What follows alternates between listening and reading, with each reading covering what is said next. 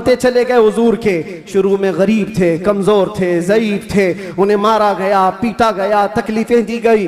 50 साल की उम्र पाक थी रसूल पाक सल्लल्लाहु अलैहि वसल्लम की जब आपका सोशल बाइकाट किया गया था। 7वां साला हुजूर का बेअसत का था, नबुव्वत का 7वां साल था। आपका पूरे मक्का वालों ने मिलकर सोशल बाइकाट किया था। शब अबी तालिब की घाटियों में हुजूर महसूर रहे अपने खानदान के साथ। आपको दाना पानी कुछ नहीं जाने दिया जाता था। पत्ते खाए हुजूर ने और चमड़े उबाल करके खाए। 2 साल का ये अरसा गुजरा था तो फिर ये हलफ, ये अहद तोड़ दिया गया और फिर 50 साल की उम्र पाक थी हुजूर की जब बीबी खदीजा का भी इंतकाल हो गया। 4 महीने के बाद अबू तालिब का भी इंतकाल हो गया। वो आमुल हुज़्न था, गमों का साल था। नबी पाक सल्लल्लाहु अलैहि वसल्लम पर गम, उसके ऊपर गम के ऊपर गम आते गए और इधर सहाबा की परेशानियां। बहुत सारे सहाबा हिजरत करके हबशा चले गए। अल्लाह के नबी सल्लल्लाहु अलैहि वसल्लम इन आजमाइशों से नबुर्दाज़मा थे। फिर मौला ने वो करम फरमाया जो पहले आपसे पहले किसी को नहीं किया था और क़यामत तक किसी को नहीं दिया जाएगा। जिब्राइल अमीन को भेजा, कहा जा जिब्राइल, मेरा रसूल कबीदा खातिर है, गमगीन है, उसे मक्का से उठा लाओ, जन्नतों का सैर कराकर मेराज के सफर पर लाओ। नबी पाक सल्लल्लाहु तआला अलैहि वसल्लम का मेराज का सफर हुआ, वापस तशरीफ लाए। ऐलान नबुव्वत के बाद 53 साला हुजूर की जिंदगी पाक मक्का में गुजरी। फिर अल्लाह का हुक्म आया, मक्का से हिजरत फरमा कर आप मदीना तशरीफ ले गए। मदीने वालों ने शानदार इस्तकबाल किया था, मक्का वालों की तरह नहीं थे।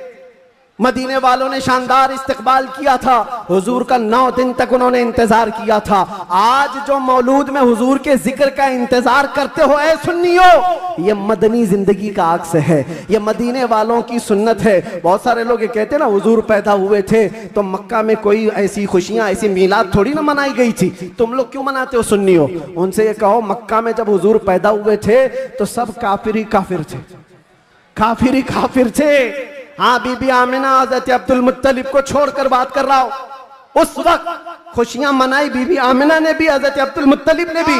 हाँ, सवाल करना है तो ये सवाल करो, जब हुजूर ने ऐलान किया था अपने नबुव्वत का और 13 साल बाद जब मदीने आए थे तो मदीने वालों ने खुशियां क्यों नहीं मनाई? ये पूछना है तो पूछो, हम तुम्हें तारीख की हर किताब खोलकर सन्नाटेदार थप्पड़ मार करके भी बताएंगे। वो बनु नज्जार की बच्चियां जो पढ़ती थी, आज भी हर मस्जिद से आवाज आती है, तला अल बद्रु अलैना मिन सनियातिल वदाई वजबत शुक्र अलैना मा दआ लिल्लाहि दाई। वो बच्चियां क्या कहती थी? ये दफ बजा बजा कर हुजूर का इस्तकबाल करती थी। वो यूं कहती थी, अरे सनियतुल वदा की घाटियों से हम पर 14वीं का चांद आ गया है, अल्लाह की तरफ बुलाने वाला रसूल हमारे दरमियान आ गया है, हम सब पर अब शुक्र वाजिब हो गया है। ये मदीने वालों की खुशियां थी।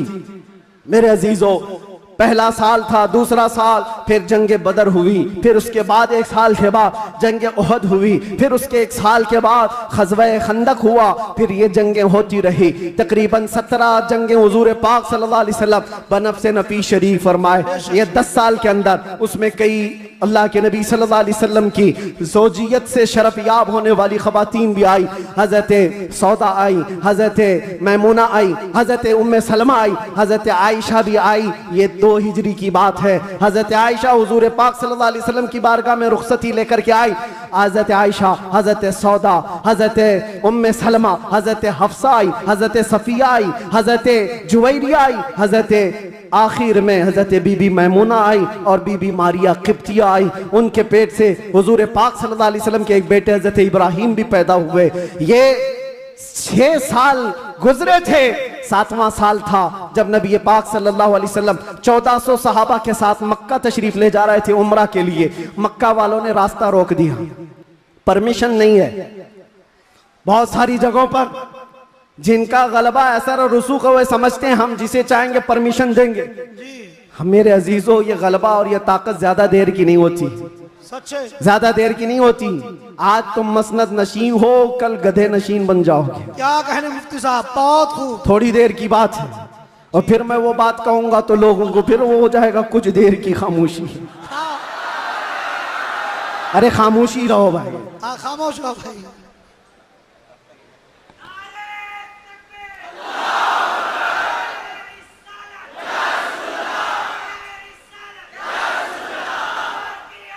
मैं सीरत अर्ज कर रहा हूँ हुजूर पाक की, और साथ ही मुअज़्ज़ज़ व मुअक्कर व मोहतरम हज़रतुल अल्लामा सैयद मोइन मियाँ साहब क़िबला भी यहाँ हैं, जिम्मेदार लोग हैं, इनके बहुत सारे मामलात भी हैं, लेकिन मैं आप सबको एतमाद में रखते हुए, इत्मीनान दिलाते हुए ये अर्ज करता हूँ कि इंशाअल्लाह अज़ीज़ ऐसा कोई जुमला नहीं होगा जो आप पर आफत बनेगी, कोई बला। और जाहिर सी बात है डिपार्टमेंट वाले सारे लोग ये परेशान होते, किसको बुलाया किसको बुलाया। बहुत सारी जगहों पर ऐसा लगता है कोई ऊपर से कोई मखलूक आ रही है, बहुत सारी जगहों पर ये बात होती है। मैं उनको भी ये कहता हूँ, मियाँ मैं नॉर्मल साधारण सा आदमी हूँ, साधारण सा आदमी हूँ, फितना फसाद नहीं चाहता, जंगो जिदाल नहीं चाहता, लेकिन बात वही करता हूँ जो दिल में उतरती है, जो मेरे दिल पर लगती है वो बात अर्ज करता हूँ। और अगर ये जुर्म है तो फिर मैं ये कहूंगा कि इश्क गर जुर्म है तो फांसी की सजा दी जाए, इश्क गर जुर्म है तो फांसी की सजा दी जाए, दरे महबूब पे लेकिन ये सजा दी जाए। क्या कहने क्या कहने, हम ये कहेंगे नारे तकबीर, नारे रिसालत, आलमी यौम दुरूद, रज़ा अकेडमी, नबी आखिरुज़्ज़मान सल्लल्लाहु तआला अलैहि वसल्लम 6 हिजरी को मदीने तैयबा से 1400 सहाबा को लेकर मक्का जा रहे थे, रास्ता रोक दिया, कहा उम्रा करने नहीं देंगे, जंग करने पर आ गए थे, लेकिन मेरे आका ने सुलह फरमाई। सहाबा कहते रहे कि हम सुलह नहीं करेंगे, इनसे जंग करेंगे, लेकिन अल्लाह के नबी फरमाते हैं मेरी निगाहें जो देख रही वो तुम्हारी निगाहें नहीं देख रही हैं। हुजूर ने सुलह फरमाया, 6 हिजरी को वापस आ गए, एहराम खोल लिया, रास्ते में हुदैबिया के मकाम पर मदीने तशरीफ लाए। ये सुलह मक्का वालों से टिक न पाई 1 साल से ज्यादा, और मुआहिदा टूट गया। दूसरे साल मेरे आका सल्लल्लाहु अलैहि वसल्लम 10,000 सहाबा के साथ मक्का तशरीफ लाए। अब कोई जंगो जिदाल नहीं, कत्लो किताल नहीं, लड़ने वालों में ताकत भी नहीं, कोई जमा होने को तैयार भी नहीं, सब बिखर चुके थे, और 10,000 सहाबा इस शान के साथ आए थे कि आवाजें गूंज रही थी। और फिर वो पहली अजान मस्जिद हरम में गूंजने लगी बिलाल हबशी की आवाज से। मक्का पाक किया गया, ताहिर किया गया, साफ किया गया, और फिर हुजूर पाक सल्लल्लाहु तआला अलैहि वसल्लम ने, बताता हूँ एक बात, ये मुझे बात बहुत अच्छी लगती है इसलिए अर्ज करता हूँ। मैं जो कहता हूँ ना कुछ देर की खामोशी, वो इसीलिए कहता हूँ। हुजूर पाक सल्लल्लाहु अलैहि वसल्लम हिजरत करने से पहले एक बार खाने काबा के पास आए थे, और हुजूर को खाने काबा के अंदर जाना था, और दरवाजे की चाबी उस्मान बिन शैबा के पास थी। उस्मान गनी नहीं, ये उस्मान बिन शैबा दूसरे, उनके पास चाबी रहती थी, वो ईमान लाए हुए नहीं थे। हुजूर ने कहा चाबी दो, मुझे अंदर जाना है। कहा तुमको दूं, तुम दीन छोड़े हुए आदमी, हमारे आबा व अजदाद का दीन छोड़े हुए हो, तुमको चाबी हरगिज नहीं दूंगा। चाबी नहीं दिया, ना दरवाजा खोलने दिया। हुजूर ने फरमाया उस्मान याद रखो, याद रखो, एक दिन ये चाबी मेरे हाथ में होगी, मैं जिसे चाहूंगा अता करूंगा। सुभान अल्लाह, क्या इसी को हम कहते हैं कुछ देर की खामोशी है, सब्र करो, इंतजार करो, आज तुम्हारा गलबा है, चाबी तुम्हारे पास, तुम जिसे चाहो रोक दोगे। हुजूर ने फरमाया एक दिन मेरे हाथ में होगी।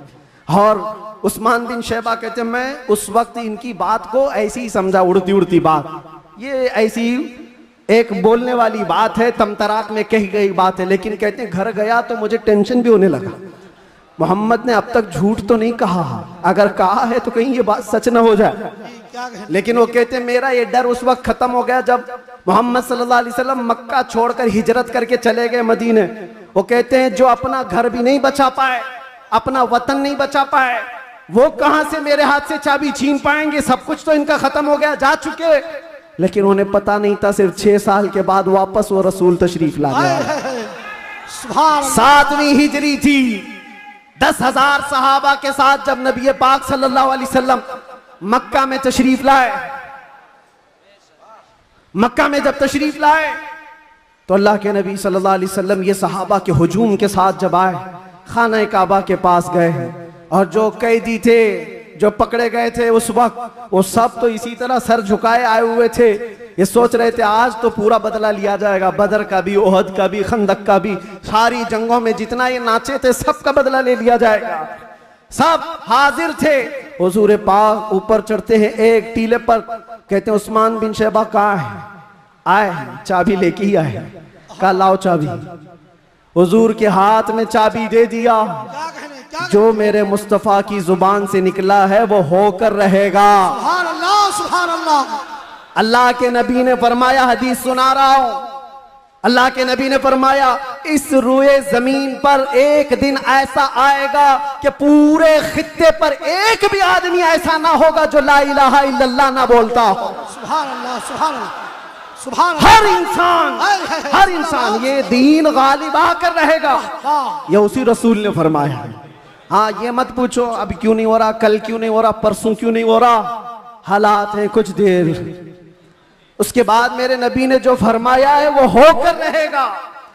चाबी ली और उसके बाद दरवाजा खोला, जो काबे को पाक किया, काबा आज भी उन अजमतों को सलाम करता है। बेशक, सुभान अल्लाह, सुभान। आज भी काबे की तहारत का सेहरा मेरे मुस्तफा के हाथ है। नबी पाक सल्लल्लाहु ताला अलैहि वसल्लम ने उसके बाद फिर ऐलान किया पूरे मजमे में, कहते हैं आज मैं ये चाबी ऐसे शख्स के हाथ में दूंगा जिससे कयामत तक कोई चाबी छीन नहीं पाए। अल्लाह, कितनी बड़ी फजीलत की बात है, कितनी बड़ी बशारत। सारे सहाबा की गर्दनें ऊंची हो गई, चाबी मुझे मिले। हजरत अबू बकर सिद्दीक सोच रहे हैं, उमर फारूक सोच रहे हैं, हजरत अब्बास सोच रहे हैं, अब्दुल्ला इब्ने मसूद सोच रहे हैं, कई सहाबा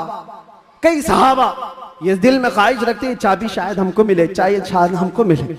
हुजूर ने फरमाया उसको दूंगा, कयामत तक उससे कोई छीन नहीं पाएगा। सब देखते रहे और हुजूर ने एक आयत तिलावत फरमाई कुरान की, इन्नल्लाह यअमुरुकुम अन तुअद्दुल अमानाति इला अहलिहा, बेशक अल्लाह तुम्हें हुक्म देता है जिसकी अमानत है उस तक वापस लौटा दिया करो। हुजूर ने फरमाया उस्मान बिन शैबा इधर आओ।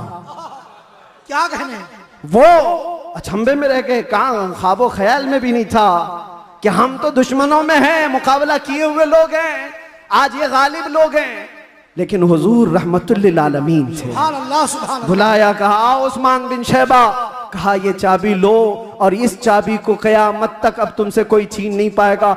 जाकर आज भी हरम काबा के पास तारीख पूछ लेना, सदियां बीत गई, कई यजीद आए, कई दज्जाल आए, कई बादशाह आए, लेकिन आज भी खाने काबा की चाबी उस्मान बिन शैबा की औलाद में ही होती है। और मेरे आका ने फरमाया है तो कयामत तक उनकी नस्ल में ही रहेगी। चाबी तो ले लिया उस्मान बिन शैबा ने, कहा ये चाबी बाद में पकड़ता हूं, पहले ये कहता हूं अशहदु अल्ला इलाहा इल्लल्लाह व अशहदु अन्ना मुहम्मदन रसूलुल्लाह। ये है उस मोहसिन इंसानियत ने क्या कुछ न दिया इंसानों को, दस्तूर दिया, मंशूर दिया, कई राहें दी, कई मोड़ दिया। लाखों सलाम उस आका पर, बुत लाखों जितने तोड़ दिया, इन दुनिया को पैगाम सुकून दिया और तूफानों के रुख को मोड़ दिया। अजीजा ने गिरामी, वापस मेरे आका तशरीफ ले गए। 10 हिजरी तक कई जंगें भी हुई, 11 हिजरी थी, हुजूर पाक सल्लल्लाहु अलैहि वसल्लम ने आखिरी हज फरमाया। हज के बाद जब नबी करीम सल्लल्लाहु अलैहि वसल्लम तशरीफ ले आए, अलालत हुई, सफर का महीना था और सहाबा इकराम के दरमियान हुजूर ने खुतबा दिया। इरशाद फरमाया, अल्लाह ने अपने एक बंदे को इख्तियार दिया है, वो चाहे तो दुनिया की चीजें रख ले या अल्लाह के पास जो है वो ले ले, और उस बंदे ने अल्लाह के पास जो है उसको इख्तियार कर लिया। ये हदीस सुनकर के हजरत अबू बकर रोने लगे। सहाबा ने पूछा क्यों रो रहे हो? कहा हुजूर ने ये अपने बारे में फरमाया है, अल्लाह ने उनको इख्तियार दिया है, चाहे तो दुनिया की सब चीजें रख लो या अल्लाह के पास आने को मंजूर कर लो। हुजूर ने अल्लाह के पास जाने को मंजूर किया। फिर वो आखिरी आयत नासिल हो गई, अल यौम अकमलतु लकुम दीनकुम व अतममतु अलैकुम निअमती व रदीतु लकुमुल इस्लाम दीना। आज के दिन मैंने तुम्हारा दीन मुकम्मल कर दिया और सारी नेमतें तमाम कर दी। अल्लाह फरमाता है मैं तुम्हें इस्लाम देकर राजी हो गया। ये कुरान की आखिरी आयत आई। तब फिर सहाबा में हजरत अबू बकर सिद्दीक गमगीन हुए, कहा अब अल्लाह के नबी सल्लल्लाहु अलैहि वसल्लम हमारे दरमियान नहीं रहेंगे। फिर रबीउल अव्वल का ही वो महीना आया, अल्लाह के नबी सल्लल्लाहु अलैहि वसल्लम बिस्तर अलालत पर थे। फिर 13 रबीउल अव्वल की वो रात आई जब हुजूर को शिद्दत का बुखार, हुजूर मिसवाक को पानी में डालते थे और बार बार अपने मुंह की तरफ इशारा फरमाते थे और फिर ये फरमाते हैं नज़ा की हालत सख्त होती है, सकरात का वक्त बहुत सख्त होता है, लेकिन ए उम्मत मुस्तफ़ा एक बात मैं आपको बताता हूँ, वो हालत नज़ा में मेरे मुस्तफ़ा थे। हज़रत आयशा फरमाती हैं मेरे जानों पर सर रख करके हुजूर आराम कर रहे थे और फरमाया था किसी को आने मत देना, अब मुलाकात का वक्त बंद हो चुका है। अचानक दरवाजे पर दस्तक हुई, हुजूर ने फरमाया आ जाओ और फरमाया आयशा ये मौत का फरिश्ता है, मलकुल मौत है, मुझसे पहले कभी इसने किसी की रूह कब्ज करने के लिए इजाजत नहीं मांगी और इसके बाद भी कभी नहीं मांगेगा, मैं उसको इजाजत दे रहा हूँ। लेकिन अल्लाह के नबी सल्लल्लाहु अलैहि वसल्लम के मुतालिक ये बात भी बताई जाती है, हुजूर ने मलकुल मौत से पूछा। अल्लाह अल्लाह, यहाँ पर आकर के मेरे जज्बात टूट जाते हैं, मेरे जज्बात हाथ दे जाते हैं। अल्लाह के नबी सल्लल्लाहु अलैहि वसल्लम सकरात के आलम में, नज़ा के आलम में, तुम्हें पता है सकरात और नज़ा किसको कहते हैं? आदमी अपनी माँ बाप को भूल जाता है, अपने बच्चों को भूल जाता है, अपना नाम भूल जाता है मौत से पहले। खाना पीना तो दूर की बात, उसके जिस्म पर मक्खी बैठे तो पहाड़ की तरह लगती है सकरात के आलम में। उसकी तकलीफ उसको पता है, वो किसी की नहीं सोचता, उसको हाय हाय लगी होती है। लेकिन मेरे मुस्तफ़ा सल्लल्लाहु अलैहि वसल्लम आलम नज़ा में मलकुल मौत से ये पूछते हैं, ऐ इज़राइल बता ये जो नज़ा का दर्द है क्या मेरी उम्मत को भी दिया जाएगा? क्या मेरी उम्मत भी इस दर्द से गुजरेगी? जो न भूला हम गरीबों को रज़ा, याद उसकी अपनी आदत कीजिए। है गुलामों, तुम समझते हो हमारी बीमारियों और हमारे दर्दों का कोई और मावा मिल जाए जिसके दरवाजे पर हम जाकर हाथ फैलाते हैं इधर उधर दुनियादारों के, जिनकी जूतियां सीधी करते करते लोगों के बाल पक गए और मुश्किलात हल ना हो पाई? तुम्हें पता है हकीकत में हमारे दर्दों का अगर कोई एहसास कर सकता है तो सिर्फ आमिना का लाल। सुभान अल्लाह, सुभान अल्लाह। जो न भूला हम गरीबों को रज़ा, वो अपनी मौत से पहले अपनी उम्मत को याद कर रहे हैं और ये फरमा रहे हैं मेरी उम्मत को ये दर्द तो नहीं दिया जाएगा, ये तकलीफ से तो नहीं गुजरेगी।